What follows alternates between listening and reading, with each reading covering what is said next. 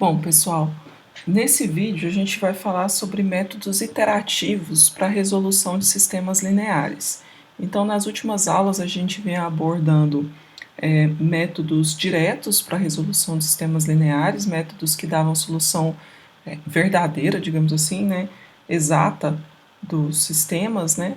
E aqui a gente vai abordar a resolução de sistemas lineares via métodos que fornecem uma sequência que converge para a solução do nosso sistema, certo? Os métodos iterativos que a gente vai ver, eles basicamente eles têm um procedimento que eles seguem, né? De certa forma, a gente faz o seguinte: a gente considera um sistema AX igual a B, para o qual a gente quer determinar a solução. E aí, a gente associa a esse sistema AX igual a B um outro sistema equivalente, dado por x igual a cx mais g, tá? A e C são matrizes n por n, x, g e b são matrizes n por 1, certo? E uma vez que a gente escreve nosso sistema, ou reescreve AX igual a B como x igual a cx mais g, então a gente fornece aí cx mais g como uma função iterativa. Então essa vai ser a base do nosso procedimento, essa vai ser a função iterativa que vai gerar os elementos da nossa sequência, certo? Então a ideia é, a partir de um determinado vetor x0, que é uma aproximação inicial para a solução do nosso sistema, nós vamos construir uma sequência, né, dada por x0, x1, o primeiro elemento o segundo elemento da sequência, né, o primeiro elemento depois de x0 é dado por c vezes x0 mais g, o segundo elemento depois de x0, então o nosso x2, né, vai ser c vezes o vetor x encontrado na etapa 1 mais g, e assim sucessivamente, né? Então, na etapa k mais 1, a gente vai ter que o vetor x dessa etapa vai ser dado por c vezes o vetor x da etapa k mais g, certo? Então, a partir disso, a gente vai construir essa sequência e a ideia é que essa sequência convirja para um alfa, em que esse alfa é solução do nosso sistema x igual a cx mais g, ou seja, né, alfa é igual a c alfa mais g. Agora, como esse sistema x igual a cx mais g aqui é equivalente ao nosso sistema ax igual a b, então uma solução desse sistema vai ser também uma solução desse. Consequentemente, esse alfa, que é o limite da nossa sequência, vai ser a solução aí de ax igual a b, certo? Então a ideia é essa, né? É gerar elementos aí de uma sequência que convirja para a solução, certo?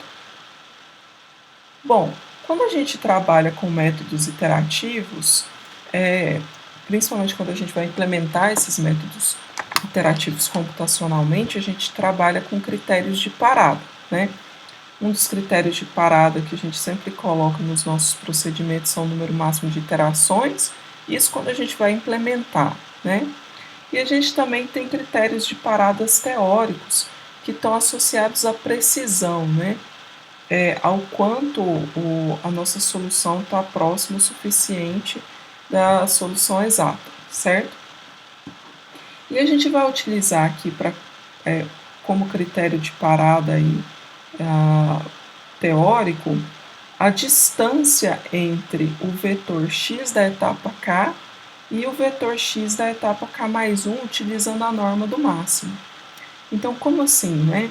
Dada uma precisão epsilon, a gente vai definir como dk, a distância na etapa k, como o máximo entre xi da etapa k menos xi da etapa k menos 1, módulo disso, quando a gente considera todas as componentes, certo?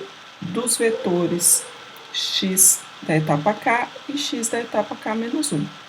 Se esse máximo for menor do que a precisão requerida, a gente para. Então, esse é um critério de parada, certo? Com base nessa norma do máximo.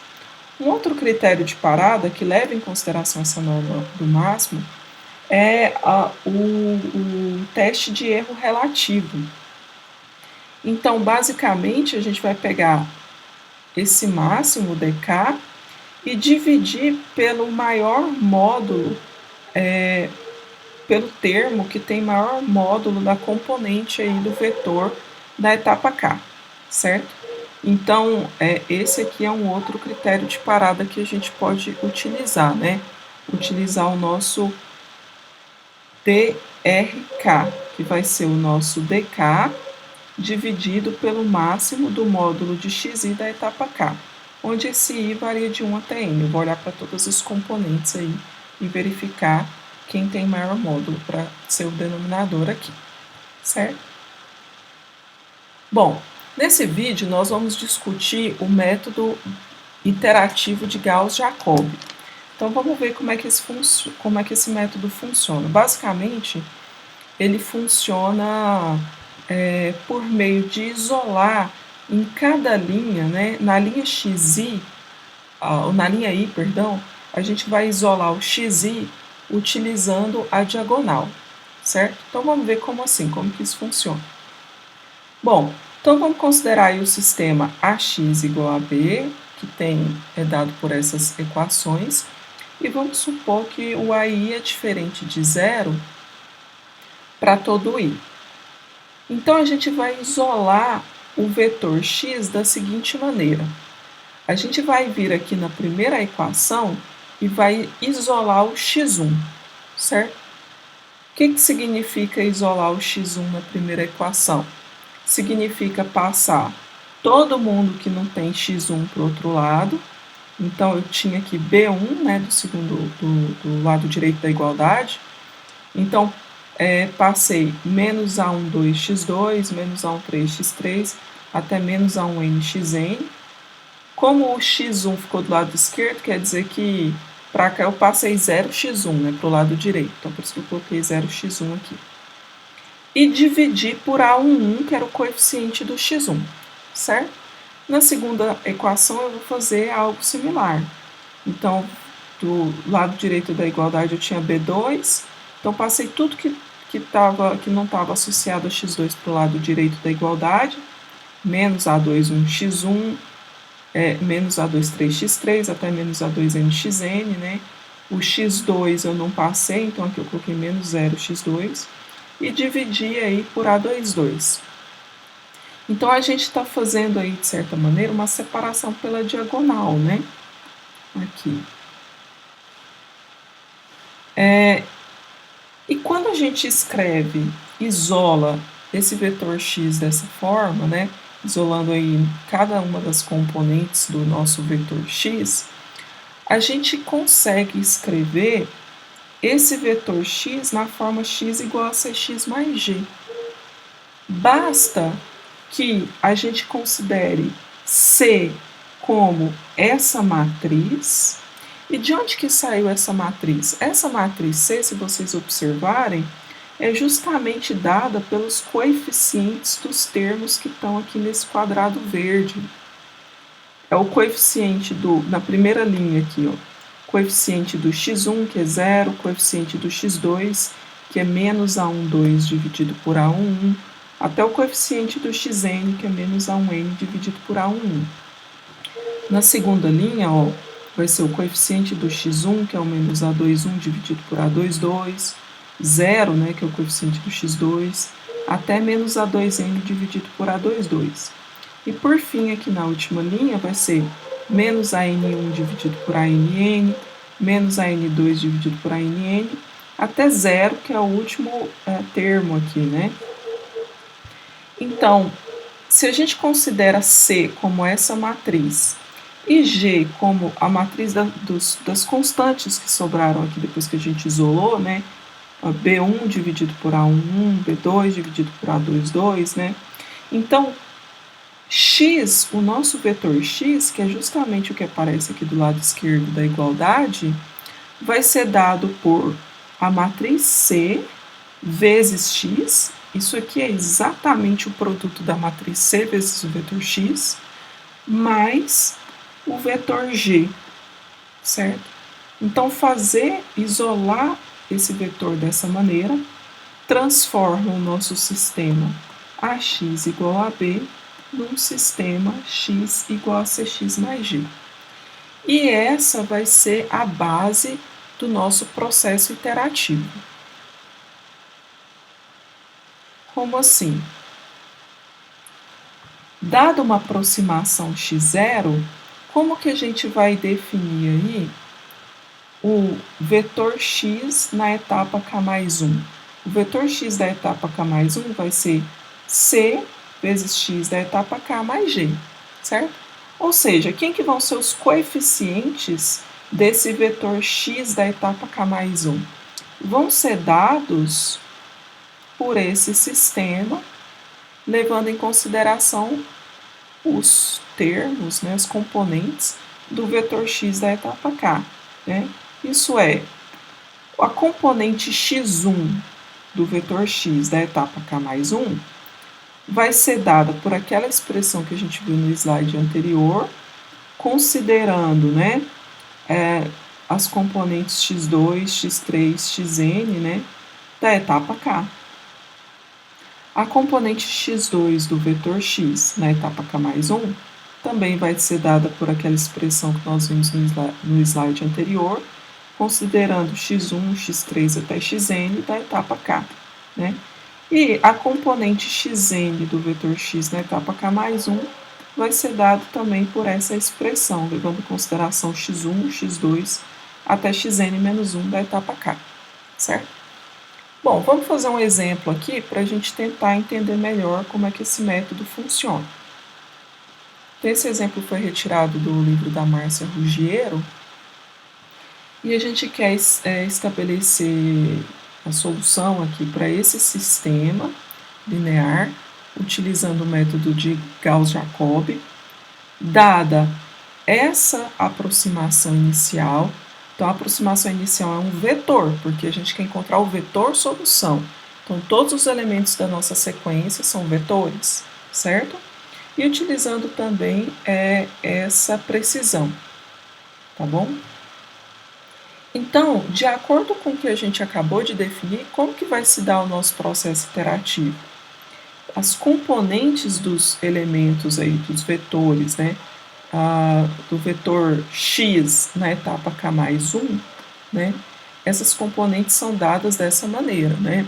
Então, o x1 da etapa k mais 1 vai ser 1 dividido por A11, que é 10, né? Vezes B1, que é o 7, menos o A12 x2 da etapa k, menos o A13 vezes x3 da etapa k, certo? Isso aí, se a gente quiser escrever para determinar aquela matriz C, né? Então, o coeficiente do x1 aqui nesse caso, né, é 0, não aparece x1 aqui desse lado, né? E a gente pode reorganizar aí para ter exatamente os elementos da primeira linha da matriz C e o elemento G1 da minha matriz G, né? De modo análogo, a gente vai aí definir na etapa K mais 1 a componente x2, certo? E aí também a componente x3 nessa etapa K mais 1, né? Então, simplesmente substituindo aí, né, os termos envolvendo os A e J, né, da minha matriz dos coeficientes, os nossos B's aqui, certo? Nessa expressão aqui. Nessa expressão. Ok. Então, aqui a título de informação, né? Na forma matricial, se a gente quiser escrever x da etapa k mais 1 como c, xk mais g, basta tomar c como essa matriz e g como essa matriz, né? E como eu tinha observado, né, tinha falado para vocês, essa matriz C vai ser dada pelos coeficientes aí dos termos que acompanham aí os xis das etapas K, e a matriz G é dada aqui por essas constantes, certo?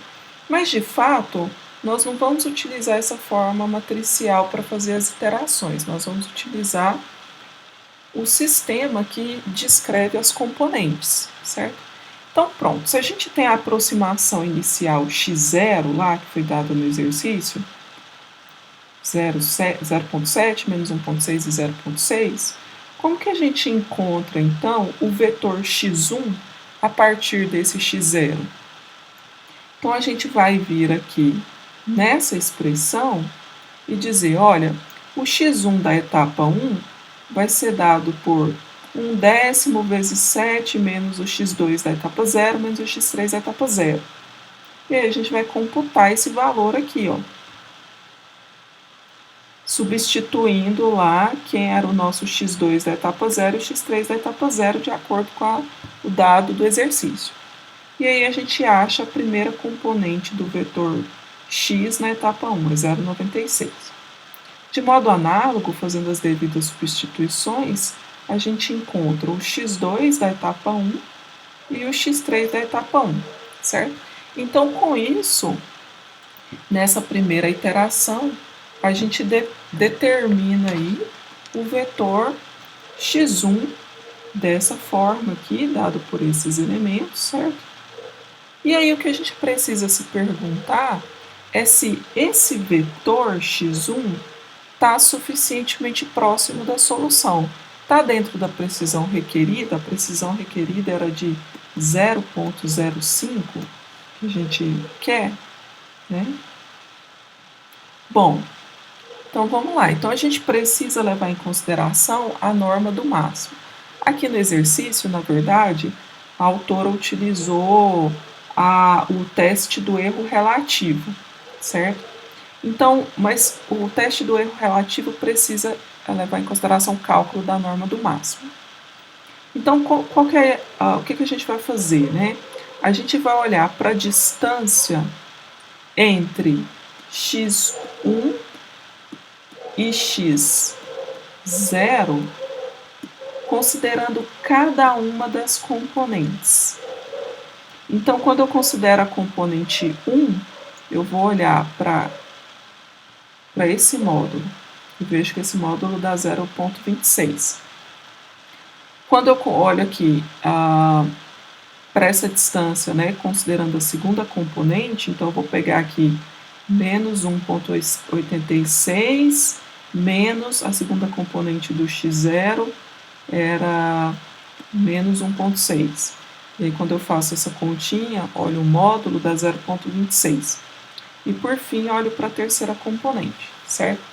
A maior dessas três distâncias é dada aqui na terceira componente, que é o 0,34. Então, o teste do erro relativo vai calcular aí, nessa primeira etapa, vai pegar o máximo, que é 0,34, e dividir pelo pelo módulo da maior das três componentes. Então, quando eu olho essas três componentes da etapa 1 aqui, a que tem o maior módulo é essa segunda componente, cujo módulo é 1,6. Quando eu divido 0,34 por 1,6, a resposta dá 0,1828. E isso não é menor do que o nosso epsilon. Lembra que a nossa precisão é 0,05. Então, isso significa que a gente não vai parar, a gente vai gerar o segundo vetor, certo? Então, como que a gente vai gerar o segundo vetor?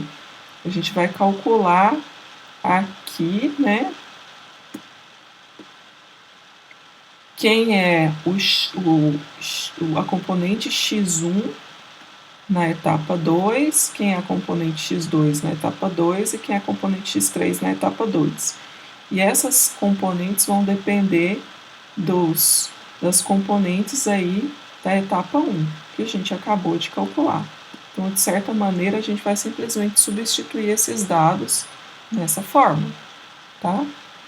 Quando a gente faz essa substituição desses dados nessa fórmula, né, Então, a gente encontra esse vetor x2.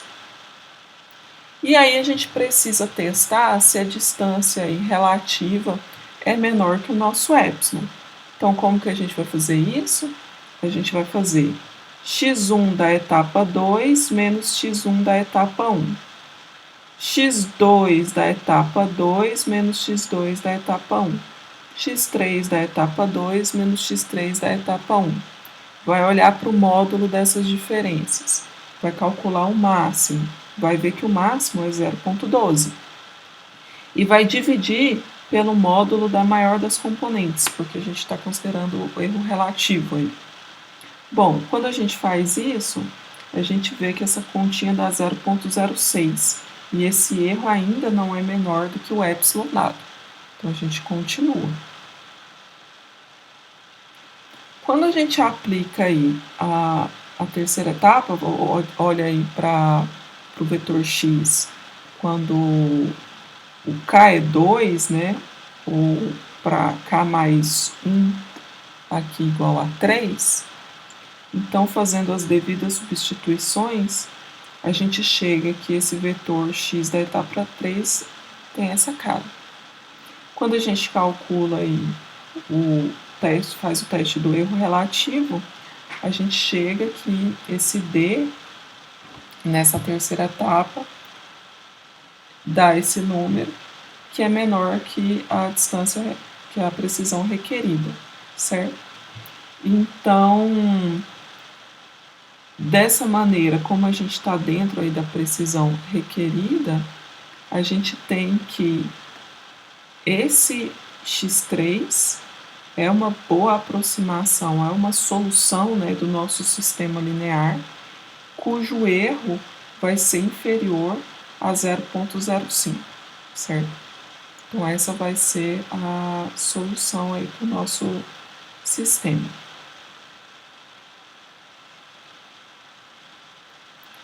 Ok. Agora, uma pergunta interessante a se fazer, né? Bom, a gente considerou essa aproximação inicial aqui, nesse exemplo, dado por esse vetor, 0,7, menos 1,6 e 0,6. Será que se a gente tivesse considerado outra aproximação inicial, o método não convergiria? Será que existem resultados que nos dão aí condições suficientes para a gente garantir a convergência do nosso método? Então aqui a gente tem um critério que é chamado critério das linhas.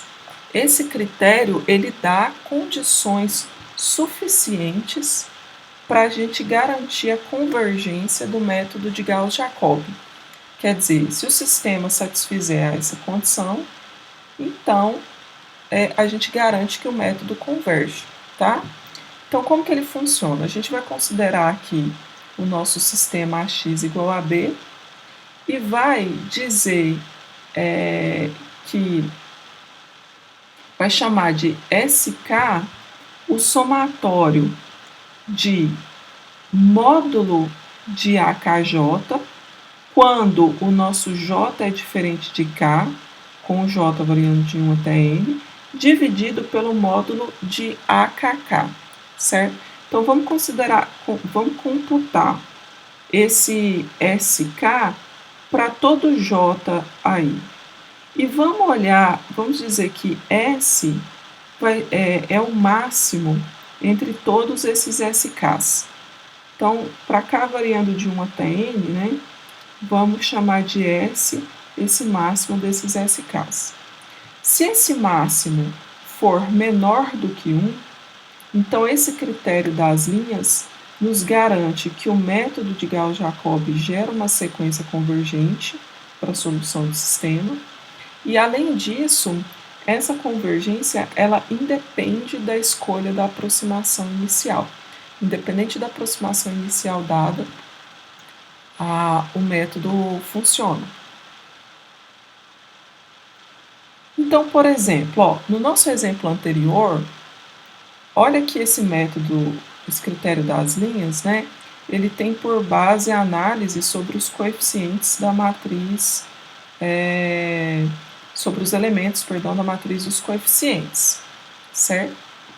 Então, no exemplo anterior, que a gente acabou de resolver via método de Gauss-Jacob, a nossa matriz dos coeficientes tinha essa cara. Bom, vamos tentar aplicar o critério das linhas para ver se esse sistema tem convergência garantida pelo critério das linhas.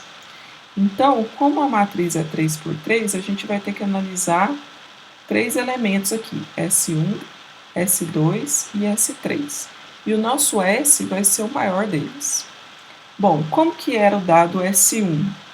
Lembra, ó, que SK é o somatório de módulo de AKJ, com J variando de 1 até N, com J diferente de K, dividido por módulo de AKK.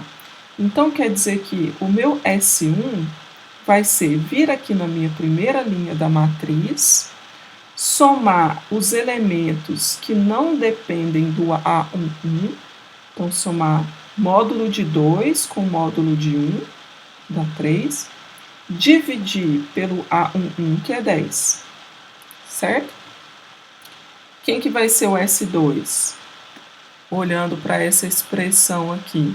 Então, eu vou vir aqui na linha 2. Olha que esse K, ele está associado com a linha, né? Então, eu vou vir aqui na linha 2 e o meu S2 vai ser, excluindo aqui o elemento A22, eu vou somar o módulo desse A21 com o módulo do A23, então vou somar 1 com 1 que vai dar 2, e vou dividir pelo A22. E quem vai ser o S3? Vai ser, excluindo aqui o A33, somar módulo de 2, que é 2, com módulo de 3, que é 3. Então, 2 mais 3, 5, dividido por 10, 1 meio. Bom, uma vez que eu calculei o S1, o S2 e o S3, o nosso S, que é o máximo desses SKs, que no caso vai ser meio, né? O maior entre 1 meio, 2 quintos e 3 décimos é meio. Então, o máximo entre eles é menor do que 1. E aí, pelo teorema anterior, a gente tem que esse sistema, independente da aproximação inicial, tem convergência garantida pelo método de Gauss-Jacob. Tá bom? Então, para terminar, fica esse exercício. Considere esse sistema aqui. Primeiro, esse sistema satisfaz o critério das linhas que a gente acabou de estabelecer? Se ele não satisfizer, então tenta provar se ele satisfaz ou não. Se ele não satisfizer, aí o item B pergunta, será que se a gente permutar as linhas 1 e 2, ele passa a satisfazer o critério das linhas, para nesse caso a gente garantir a convergência do nosso sistema, certo? Então, a resposta eu já adianto. A resposta para o item A é negativa, quer dizer, esse sistema não vai satisfazer o critério das linhas, mas tentem verificar que caso a gente faça uma permutação das linhas, então ele já vai satisfazer esse critério. E uma vez que ele satisfaça esse critério, então eu tenho a garantia da convergência do método de Gauss-Jacob. Eu posso aí tranquilamente resolver esse sistema via método de Gauss-Jacob. O sistema permutado, né? Obtido no item B. Tá bom?